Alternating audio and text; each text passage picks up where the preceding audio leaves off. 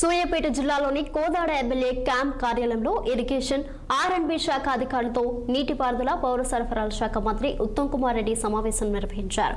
ఈ సమావేశంలో నియోజకవర్గంలోని వివిధ లిఫ్ట్ ఇరిగేషన్ పనులపై మంత్రి ఉత్తమ్ ఆరా తీశారు. 10 ఏళ్ల బీఆర్ఎస్ పాలనలో ప్రాజెక్టులకు 17 లక్షల కోట్లు ఖర్చు పెట్టిన ఫలితం లేదన్నారు.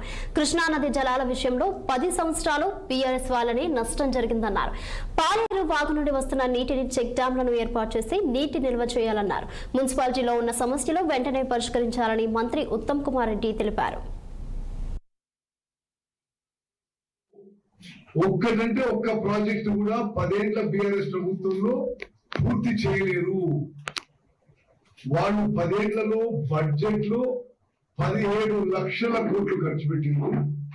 ఇరిగేషన్ కి 1,83,000 కోట్లు ఖర్చు పెట్టిండ్రు. కానీ ఉమ్మడి మహబూబ్నగర్ జిల్లాలో పాలమూరు రంగారెడ్డి, కల్వకుర్తి, నెట్టెంపాడు, కోయిల్ సాగర్, భీమా, కొడంగల్, నారాయణపేట, మక్తల్ ఏ ఒక్కటి పూర్తి చేయలేదు.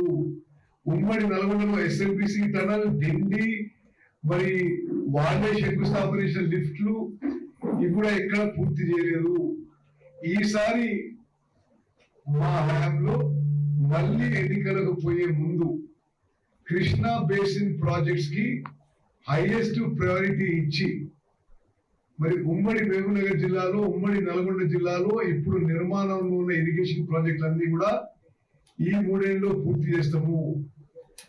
కృష్ణా నదీ జలాల్లో గాని, గోదావరి నదీ జలాల్లో గాని మన హక్కుగా రావాల్సిన నీటి